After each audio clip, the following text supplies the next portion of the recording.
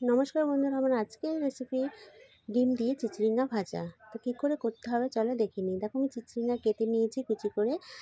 First করতে হবে কি 3টে ডিম নিতে হবে, এর মধ্যে একটু লবণ দিয়ে ভালো করে ঘুটে নিতে হবে। কড়াতে তেল দিয়ে দিয়েছি, তেল গরম হয়ে গেছে।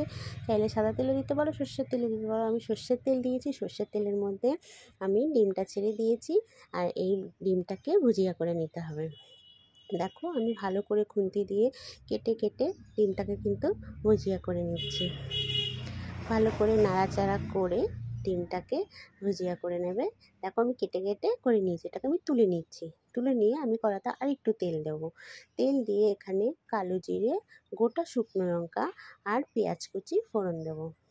দিয়ে পেঁয়াজটাকে ভালো করে লাল লাল করে ভাজতে হবে। দেখো পেঁয়াজটাকে লাল লাল করে ভেজে এর মধ্যে এবার চিচিঙ্গাগুলো দিয়ে দিচ্ছি।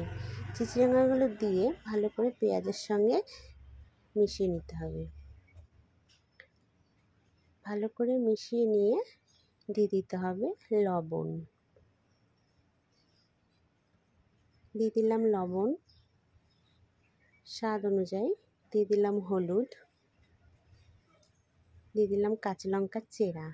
দিয়ে ভালো করে মিশিয়ে নিতে হবে। মিশিয়ে নিয়ে দেখো এর থেকে কিন্তু জল উঠবে। জলটাকে কিন্তু শুকিয়ে নিতে হবে। দেখো আমার কতটা জল উঠেছে, জলটাকে কিন্তু আমি রান্না করতে করতে শুকিয়ে নিয়েছি। এইবার এর মধ্যে দিয়ে দিতে হবে যে ডিম ভুজিয়াটা আমি করে রেখেছি, ওটাকে আমি দিয়ে দিলাম। দিয়ে ভালো করে মিশিয়ে নিচ্ছি।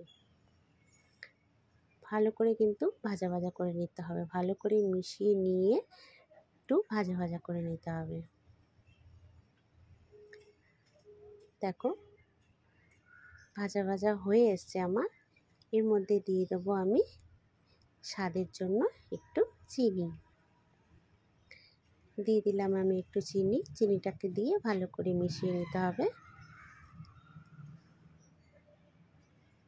দেখো আমার রান্না কিন্তু কমপ্লিট। এইভাবে তোমরা চিচিঙ্গা বাড়িতে করে দেখো, খেতে কিন্তু দারুণ লাগবে।